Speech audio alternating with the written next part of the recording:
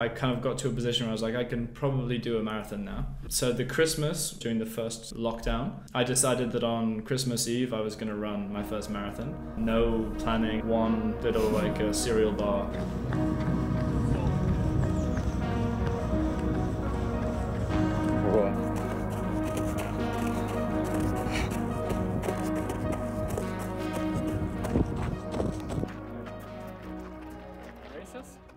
The essence of the project being about two friends who run together, who want to go like on a tour of Switzerland. That we're doing it for a charity as well, and we're trying to raise 26,000 francs for them. The main goal of this project is really to give something back.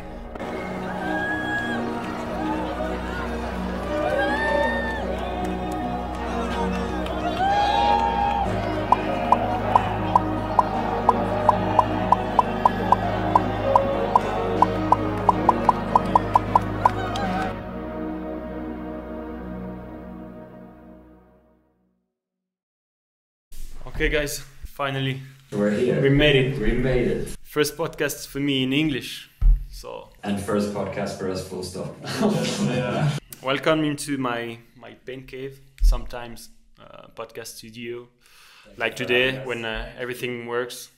Okay guys, so we're gonna start with your beautiful project. So 26 kilometers per day, 26 Swiss cantons, and 26 days. Who came in with this idea? So I think, we both started running during COVID mainly. Weren't big runners before that. And we were following this English guy called Nick Butter, who became the first person to run a marathon in every country in the world. He really inspired us. I mean, I was following him originally on YouTube, and we've also both read his book. I think you have as well. And I think this idea really like opened our eyes to what we could potentially do through running. Yeah. And his was obviously global, but we thought about doing this project in the context of the pandemic, and so we were thinking a lot more local. Hence why we wanted to do something in Switzerland and in the 26 cantons. We wanted to find a project that would push us out of our comfort zone, and so we thought, okay, well, then it needs to be in 26 consecutive days. And that was, I think, maybe 2 years ago or something like that we first started thinking about this. 2 years ago. Yeah. And then planning all the routes, all the stuff around this project. Yeah. How did you do? The general idea is that we want to be reaching out to run clubs in all of the cantons, and then hopefully those run clubs can help us with these events. So in each canton we want to do an event where we'll be inviting runners to join us. We'll find a route around the canton. Hopefully they can help us with the route. We haven't made most of the routes because exactly of this thing. We really want to, I mean, the whole idea of this project is To involve the community of each canton. and for us to get to meet these people and just kind of tap into the community. That's the main reason we started running. It wasn't from like necessarily a performance approach or like performance driven approach. It was more community, and again maybe more during because COVID, we were staying at home and not seeing that many people. Once it started opening up again, very much just we found it was a great way to meet new people, also in new cities. So when I was studying in Zurich or when Robbie was in Barcelona, it's a great way to meet new people. They can show you all the best places. Exactly. We can sit at our computers and go on Strava and something and make a route, but then we're probably missing out on a lot of. So this is a sport challenge. The other challenge, the A-side project, is to socialize with people, connect with people from all around Switzerland. Yeah, I think as you say, it's so much more than just a running project. Yeah. And that's why we're putting so much energy into making it as much as it can be. Because I think going back to the Nick Butter story of running a marathon everywhere in the world, the interesting part of that story, at least from my point of view, is the people he met along the way. So he's traveling to different countries, meeting people from different cultures, and there's no reason why we can't do that within Switzerland. There's so much diversity within Switzerland itself. Yeah, it's also a way to discover your country. During the COVID, everyone met Switzerland for the first time. Exactly. We've always lived here, but then we started to go to Grisons, to Tessin, 100%. and it was the first time. It's like it's another country, but it's your country. For sure. So I'm not surprised that the project beginning during COVID. Yeah, no, it's really central to the idea of how it came about. It's exactly as you say.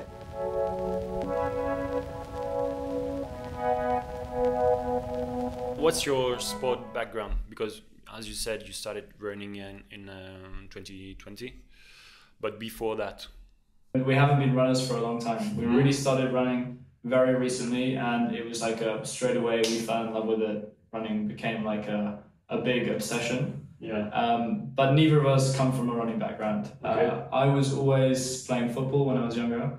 I played football for my local team, and then also when I was at university, I always played for the university team. And it really, nothing else. It was just football. Yeah. And I actually didn't like running at all. I had this idea that running was boring and that I was never going to be a runner. Yeah. Until it happened. Yeah. You know why you like running these days? Because you're old. When Yeah, we're young, I think we don't like. That's We the just honest answer, yeah. Exactly. you know, because you play in sport, and running is not a way of less playing. play. Yeah. Except if you find the right mindset, yeah. For me, it was similar as well. Like football, I think growing up, and tennis as well. I started playing tennis when I was 4 years old, and then that became my main sport. So at university, also playing on the tennis team, and skiing, huge. I come from Sion, so we say that we learned to ski before we learned to walk, which is almost accurate. I was 2 when I started. My little sister was 1. As soon as you know how to stand, put them on the skis and let them go down the hill. And today, is there any other sports that you discover? Maybe any endurance sport or something else like cycling, trail? You come from Sion, so you know what I mean. Yeah, I think the running was sort of the first one, road running especially. I think that's still the one we do the most. One of our friends, Lewis, who's living in Canada now, kind of initiated us to trail running. That was so different for us because we did road running for maybe like a year and a half seriously before we then started trail running. So that was quite humbling. I mean, trail running is still humbling every time we go out there. And then some cycling as well. We're trying to get into swimming because I think triathlon is quite an exciting sport that I think we both want to get into at some point. So you have time, guys, in your life. Well, we make time. We try to make time. We make time, which comes with other sacrifices in other areas. What do you do for a living? I work 80% as a data scientist. So I studied AI and neuroscience, working for an agricultural tech startup. We record electrical signals from plants and try to assess their health status. Okay. With the general mission of improving plant health to reduce water consumption and pesticide consumption. And startup is based in Gland. And so I do that 80% of the time. The other 20% of the time is split right now between this running project. Then I also am a music manager for an artist from the region called Shelan. Okay. Who you should go listen to. Yeah, sure. Put the Shelan. Exactly. That's me. Okay. What about you? Yeah, I work for a human rights organization. So I've worked in human rights now for about 4 years. I specifically focus on the Asia region. I used to live in Vietnam, and that kind of sparked my interest in that part of the world. How many lives did you have already? It was just 1 year in Vietnam. Okay. But, it really, so Vietnam, then Barcelona, London, and Geneva. Yeah, I've traveled quite a lot since I finished uni.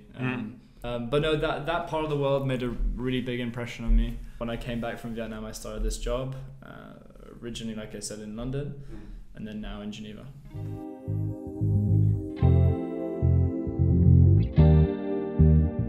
I want to talk about the physical prep, because we know 26 kilometers per day, you never made that. No.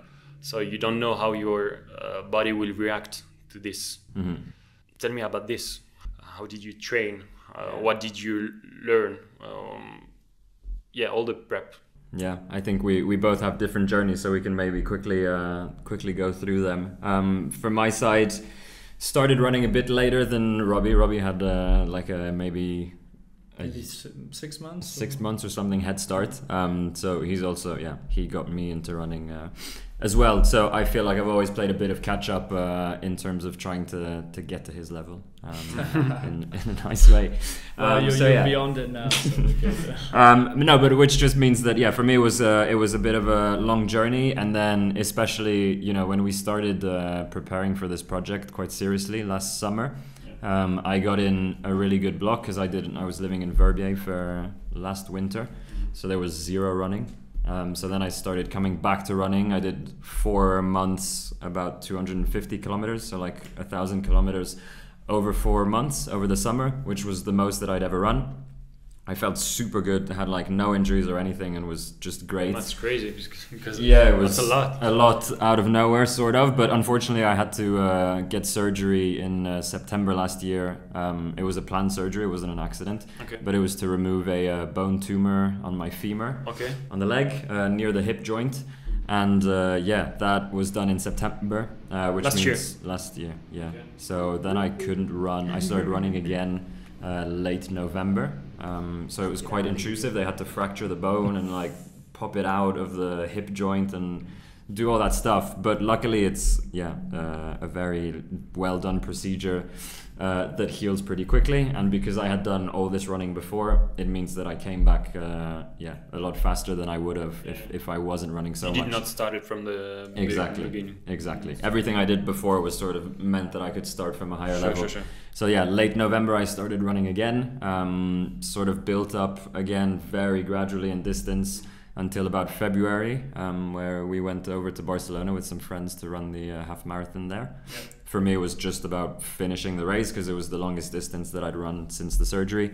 Then I had another surgery to take the screws out from that fracture, and that was little. So that was just 2 weeks off, and then from then it's been serious, just coming up as much as possible, which it takes physical tolls. So I struggled a bit the past month or so with shin splints, périostite in French, and that's been horrible. And I'd never had it before, and now I've spoken to a lot of friends who have all had it, and they've, especially at the beginning when you start running. Yeah, for me it was a few mistakes that I've learned now. We did like a very big week, and then at the end of that week I went for a 10k PB, and then I switched to new shoes, but that in general has been my journey of training so far. So for mine, I'm going to go back a little bit further pre-running. So as I mentioned before, I used to play football. Alongside football, I used to do something called freestyle football, which some people will know, some people won't. Which is basically doing tricks with a football. It's like a routine. Sean Garnier. Yeah. And so this was something that I used to do every single day. I used to film it. I used to practice routines, do competitions, this kind of thing. And so it was that consistency. You still have videos of that? They exist somewhere. You need to find them. Yeah. Send me these videos and I will put them into the podcast. Yeah. We're gonna put them right now. But I think it's basically routine based. So you need to train every day. It's very, very much about consistency. And so I think that kind of way of working really was ingrained in me. And so when I started running, which to be honest happened because at university I put on a little bit of weight, like a tiny bit, and I wanted a way to get rid of it. Too many beers. Exactly. And running is, as we all know, very effective at losing weight, maybe too effective. And so I started running primarily because of that. And then, like I said, I was usually the type of person who I throw myself into a sport, so I started doing it quite often. During COVID, a lot, because I had so much time. At this moment, you still don't have any goal? No goal at all. It was always like 5Ks, 10Ks, never much more. This is pre-COVID. And then during COVID, I started running a bit more, and I started doing half marathons, 30Ks, and it was quite a quick jump up. I just was going out on runs with no plan. I've always trained quite intuitively, just how I feel that day. And then eventually I kind of got to a position where I was like, I can probably do a marathon now. So the Christmas, during COVID, during the first kind of lockdown, I decided that on Christmas Eve I was going to run my first marathon. So I mapped out a route on Strava and just ran it completely by myself with like one little like a cereal bar, no planning. I didn't watch running videos or anything, so I didn't know. In Geneva, was it? Yeah, it was from Cope to like the United Nations round, and then on the Lake Road back to Cope.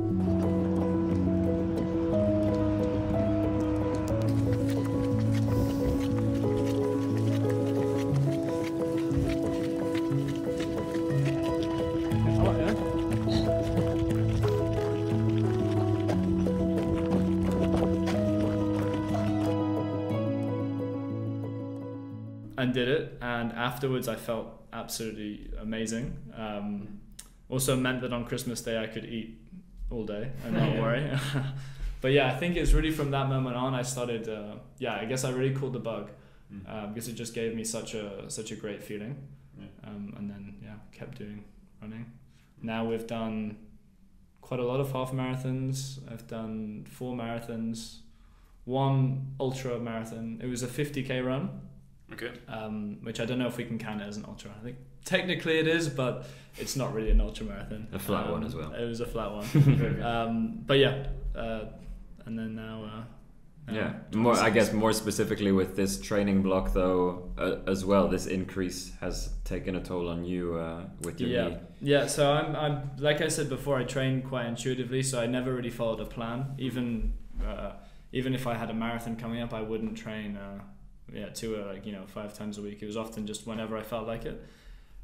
So when we started following a plan, I think this was back in March, where we really started committing to quite high weekly mileage. Yep. But did you call a coach, a biomechanist? Yeah, we didn't go as far as the biomechanist. I actually have a session next week where they're gonna analyze my gait and do that kind of stuff. Your run also? Yes, but without, just to kind of see what I can improve on the long term, not specifically for this project. But for this project, yes, we have we're friends with Pierre Morat. Yeah. And so we met up with him, and he gave us a training plan on some advice. Some advice and a training plan based on like weekly mileage targets, which follows the sort of classic, go up for 3 weeks with then a 4th week a bit down, 3 weeks up, 3 week and 1 week down. Yeah, deload and load exactly. session. Which we started following religiously, but then for Robbie, because of his knee that he'll talk about, and for me, my shin splints, we had to kind of slow down, listen to our bodies, and adapt it.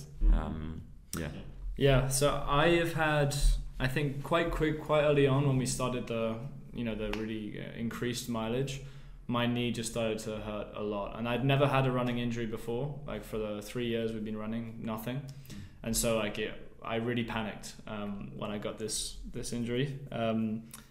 It's runner's knee, so a classic running injury. But yeah, I've been going to physio. It feels better now, but I think what we've learned through doing this is we're gonna get little things that are gonna come up all the time.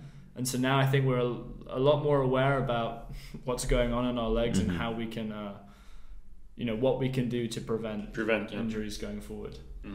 The thing that is a bit strange, but when you have an injury, then your run, you will adapt and modify a bit your run without even knowing it. Yeah, subconsciously. Yeah, and this can cause also any other pains. For sure. So when I started, after my second surgery, when I started running again, first had runner's knee, which I usually struggle with for a few weeks when I come back to running after the ski season. So there it started, runner's knee, got over that, started having feet in my under the foot. Yeah, because you were scared. Exactly. So and then you compensate, went from the foot to the tibia, like it just kind of bounces around. And I think because of this project, and because now there's quite high stakes in terms of you're a bit more stressed. All the effort, everything, there's definitely that. And so there's paranoia. When I first started getting shin splints, I was so scared it would turn into a stress fracture, which would mean game over. And so I think both of us are now quite paranoid. Sometimes we'll wake up in the morning and the first thing is just like, oh my God, I feel something. There's something bad, and it's just panic, a few weeks ago when I thought I had a stress fracture, we were both working from home. And I went over to Robbie and I was like, I felt physically sick. And I've never had this before in general. I'm not really an anxious person, but there I felt physically sick. I was like, I can't do this. Like I have a stress fracture. And yeah, it was just I hit my foot against a door or something. So you can tell in our house when one of us has an injury, they're the one who's super quiet and doesn't say much, and the other one is fine. And the last few weeks it's been kind of yo-yoing back and forth. But again, the sort of, maybe not importance, but the luck that we have of doing this together, because again, if we were alone, then you kind of struggle with it. You might have people to talk about it with, but the fact that we're doing this together, you support each other, going through the exact same thing, it really means that we can understand each other on a very deep level of what we're going through.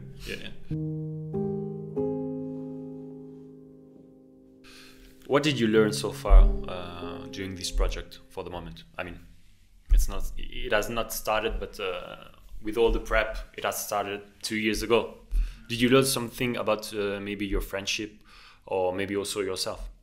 I think, I mean, definitely we've learned a lot. We moved in together in November, and then the project has kind of been in full flow pretty much since then. So I would say, I was talking to someone about this the other day, it's like living with someone that you work with, like you're running a business with.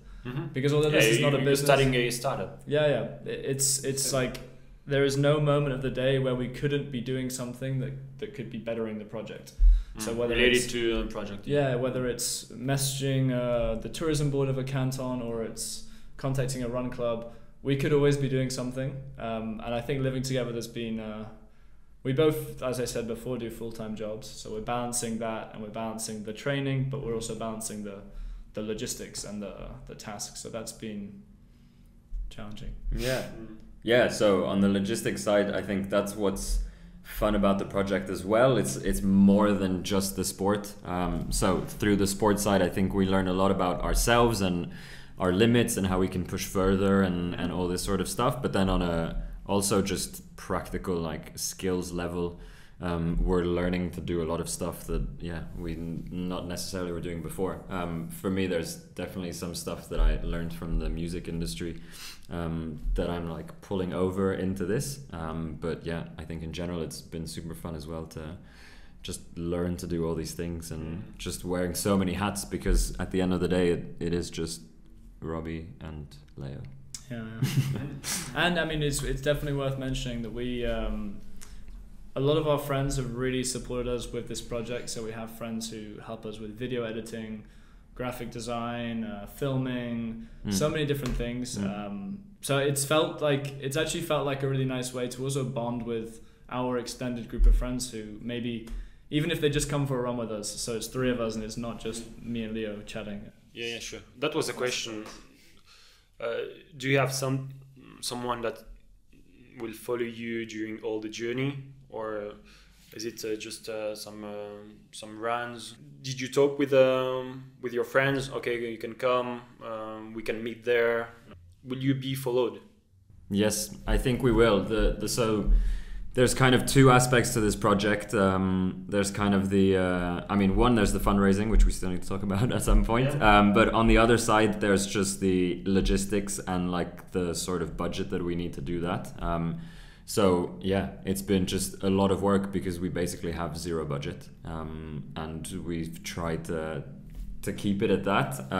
So it's just been a lot of work. I think so far we've been very fortunate that we've reached out to a lot of local tourism agencies for cantons and also hotels directly, and a lot of them have answered positively.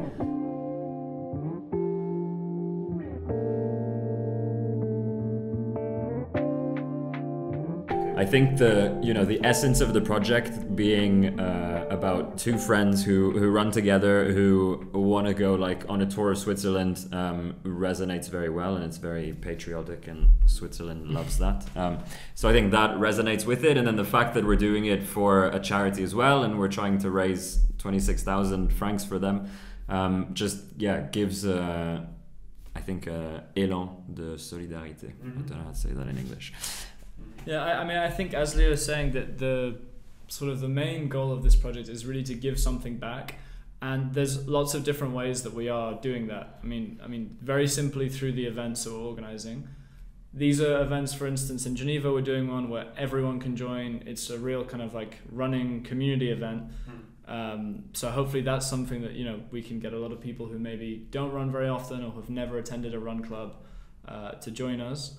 And then it's also on the flip side, this is a great opportunity for the charity that we're working with, who are called Suivez-nous, to raise awareness for them, because they're only a very small NGO. How did you select it? I'll let you. Yeah, so you know, this is a bit. When I hear it's maybe your why.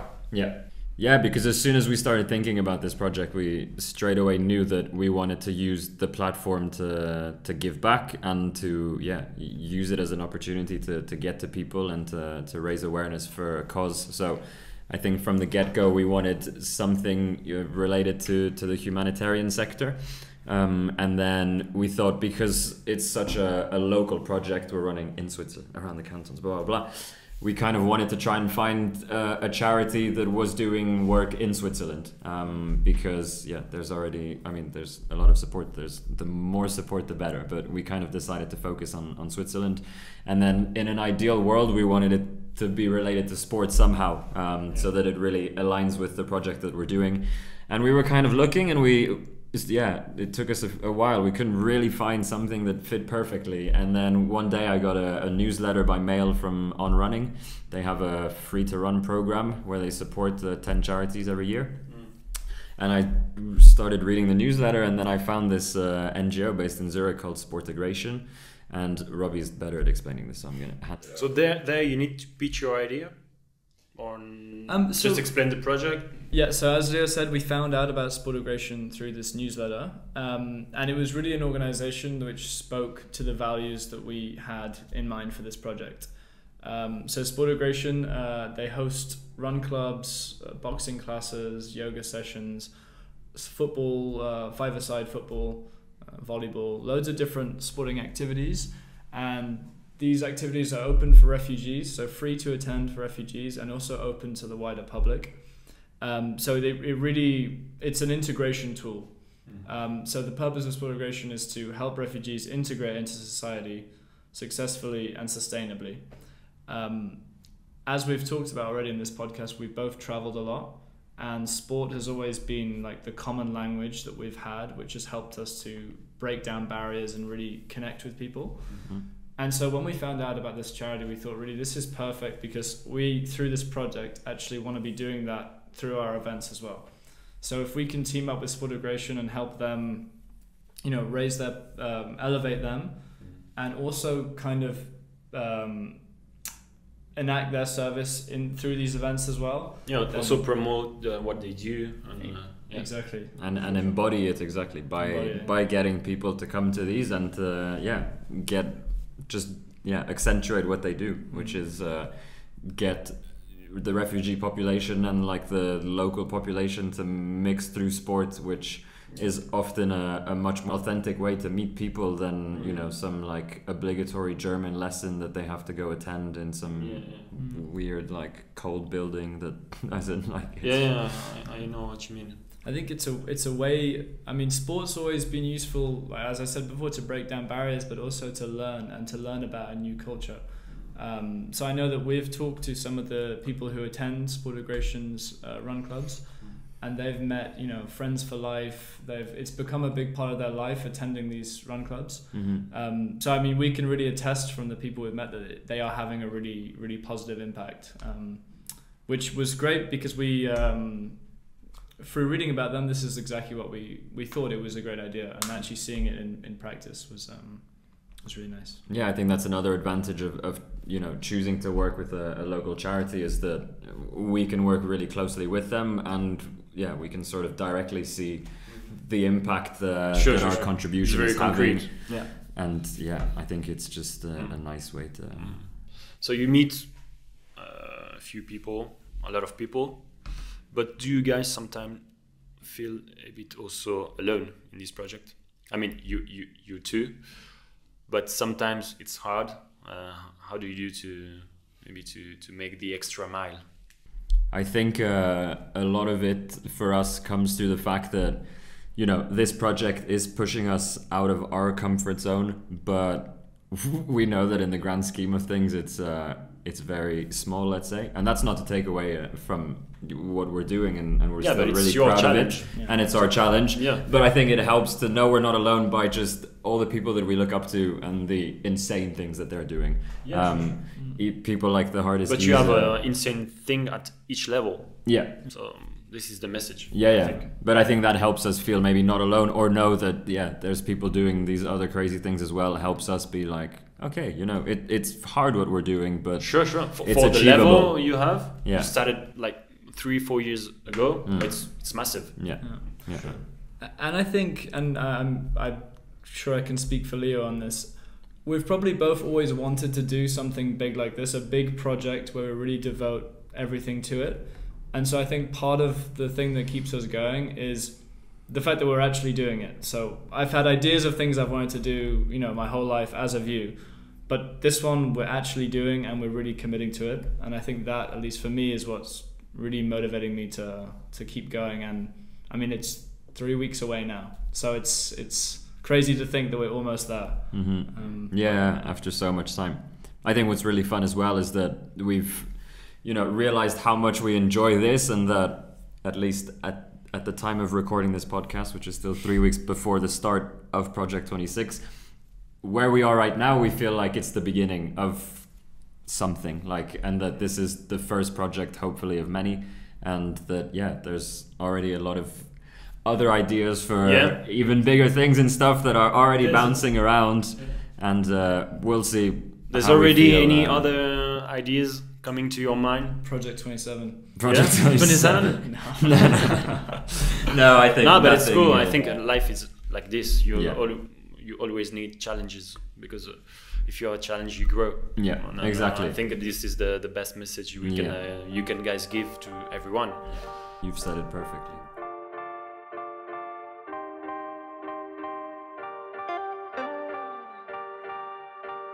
What's your biggest fear? So for the moment, I think it's a problem, maybe any injury or something related to the logistic. But do you have any fear that is valuable? So I would agree with you that our number one fear is probably related to logistics and injuries. Body. But I'd say another one is that we've set quite ambitious targets for this project. One of which is to raise a lot of money for Sportigration. So I think we both feel a lot of pressure to deliver on that. I think at the moment we've made that such a big focus of the project, and I think we will deliver on it. But I certainly feel the pressure to make sure we do that. So we've decided that we want to raise 26,000 francs, obviously, because everything is 26 with this project. We were meant to do this when we were 26 years old. That's when the idea first came up, but now we're 27, and we're 1 year late. Unfortunately, a bit too late. We could have waited until 2026 as well, but no, it's happening now. I think that's a big fear for me. But because you raise money, you are raising money for the moment. You still need money. How much do you need? Please give. No. No, we will put the link. Yeah, so the link that we're sharing, and it's only the money that's going towards Sportigration. That's the only money that we're asking for, is for just fundraising and donating to Sportigration. On our side, as we said, we literally have like no money that we've put in right now. So a lot of it has been on the kindness of our partners, which comes through, as we said, contacting local tourism agencies and hotels directly. In exchange, we'll make content for them. That's kind of how it works nowadays, and we're learning how to navigate that world because it's very new for us. On the other side, we have our partners as well. Right now, we're supported by On Running, by Sun God, which is a performance eyewear brand from the UK, and by Vivicola, which is a Swiss drinks brand. And they've helped us in ways that they can as well. Obviously, material mostly, and in some ways alleviating some finance, so supporting us with the abonnement général for the train, for example, because we're going to do everything by train. That's another thing that we haven't spoken about. Yeah, we're going to run from... A few people ask us that sometimes. They're like, so how are you going to run? Like, you're going to run from canton to canton? We're like, no. Switzerland is small, but it's not that small. It's still quite big. No, so we're going to do everything by train between all of that, which is another layer of I guess complexity a bit as well, but that's I think going to be a super nice part as well of just discovering the country.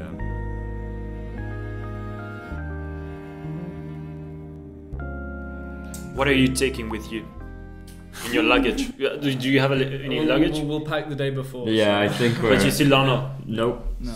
Gels, bars. Yeah, I think nutrition will be important, and nutrition maybe is an aspect that we have. Are you sponsorized for the nutrition? No, but we're open for nutrition. Please, yeah, okay. We'll put also for nutrition. Yeah, we'll make a post on Instagram. Yes, anything, any food, calories, just give us food, please. Sure. Yeah, that's the most important. Yeah, exactly. But on, this is great for you. Yes. On shoes. Yeah. How do you feel in them? I mean, we actually ran in on way before. Okay, before the sponsor. So we were kind of big fans before. Maybe Leo even more than me. But yeah, same with Sun God. I think that's what feels very genuine about these partnerships is that it wasn't. I mean, they didn't approach us. They didn't know who we were. We approached them. You were connected to the brand already. Exactly, already connected to the brand and already users and enjoyed it and like felt almost proud already to wear those brands, and so it just felt like the right people to approach. I would feel super weird if we were approached by another brand and it was kind of like, okay, I need to now start wearing XYZ and like pretend or something. It feels ungenuine to me. Yeah, sure. I think as well with On in particular, it would be amiss if we didn't mention that they are actually probably part of some of the conceptualization of this project as well. So Leo, when he was in Zurich, would attend the On Run Club weekly. We've also attended On did a running camp last summer, and I think going to their events and experiencing it has also made us kind of open to this idea of making it all about community and engaging run clubs and this kind of thing. So there's probably a big reason why we also attend the run clubs in Geneva. That's probably sparked our interest in kind of really delving into that side of things. Yeah, they're super community focused, and it's definitely been a reason that got us into running as well. Again, through that aspect and the social side.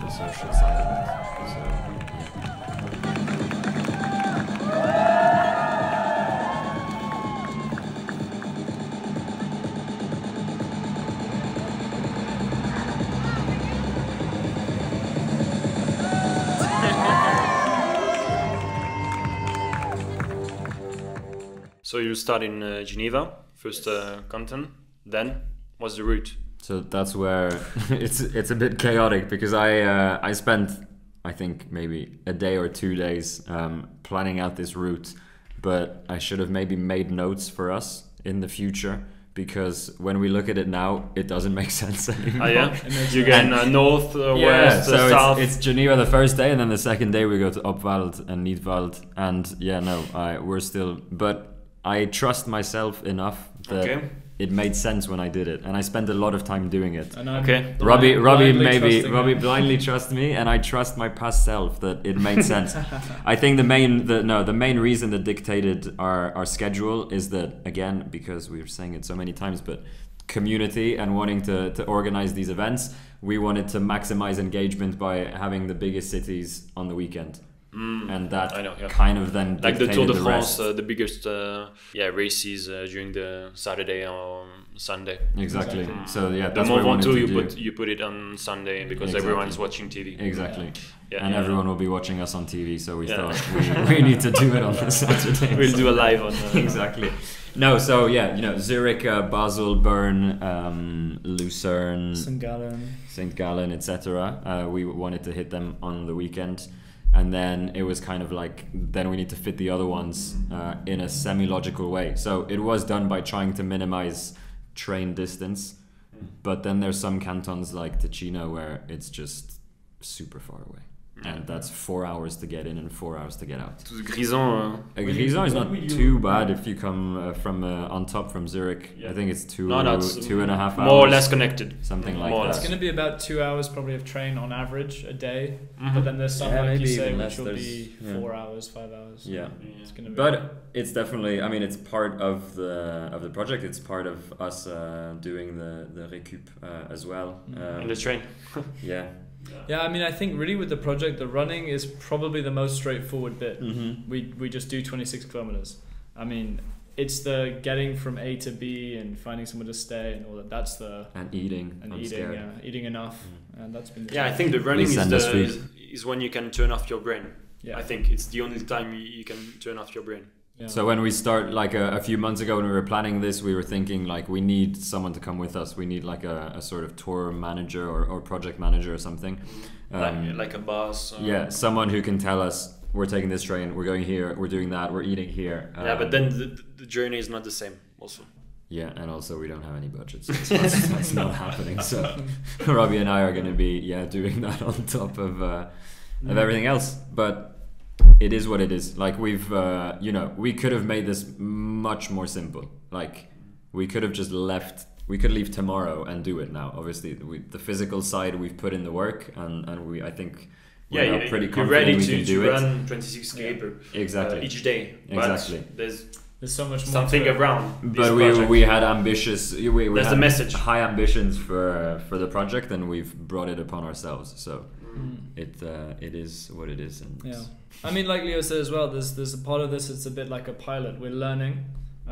We've never done this before, and maybe in the future we will have 2 people to join us and help. But and it opens maybe a new path in your lives, something bigger also, which is very crazy what you're doing for now, but maybe you'll have other ideas. Yeah, I'm sure we will. It can be. I mean, we see it already a bit. Like some of our friends have told us already. When we went to Barcelona, for example, we had one of our friends who was running his first half marathon, and it was super gratifying and touching to hear that he told us afterwards that it was like we were the reason that he started running, as in seeing our content and stuff like that. Yeah, just gave also him inspire that people. motivation and that's super nice to hear and very humbling, and just adds another aspect to it, because at the end of the day we run for ourselves, but when you hear that it can also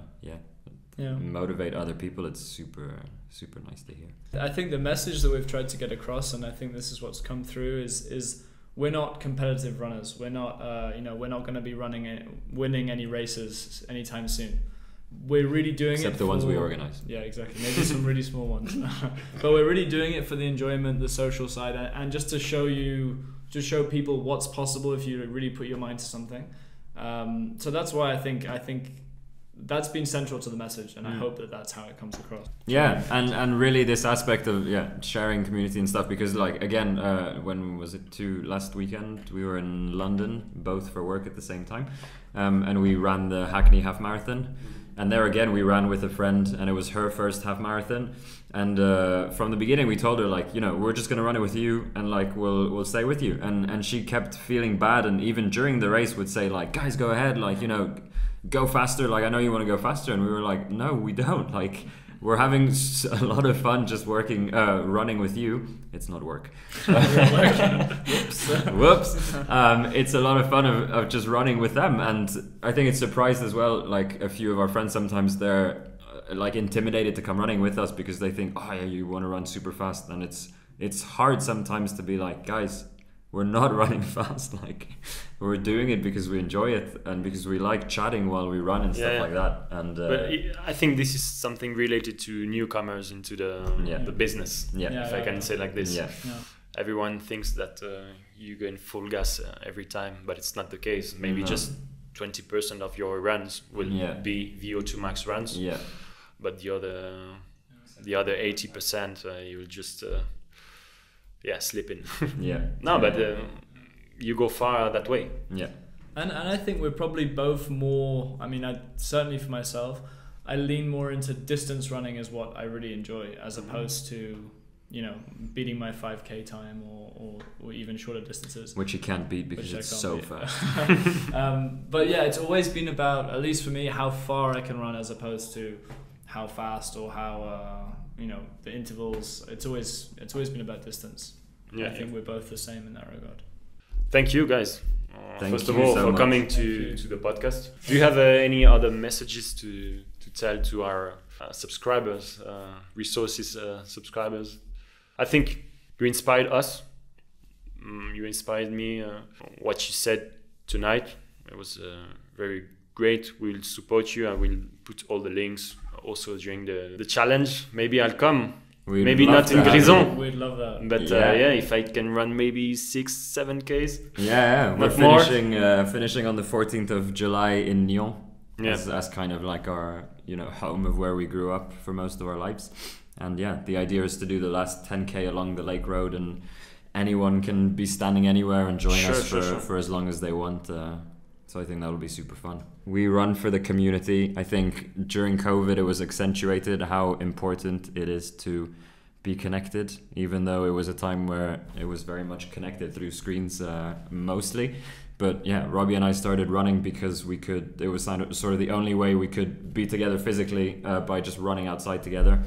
And yeah, in general, I think that's just brought out the importance of relationships in all forms. Stay connected, love each other, be kind to each other, and it's easy to get overwhelmed by that. But I think it's important to remember, or at least in my view of the world, I think humans are kind, and being kind to each other leads to more kindness and love. And yeah, the project that we're doing hopefully spreads some of that kindness and love, and that's Yeah, I mean, not much to add. I completely echo what Leo's just said.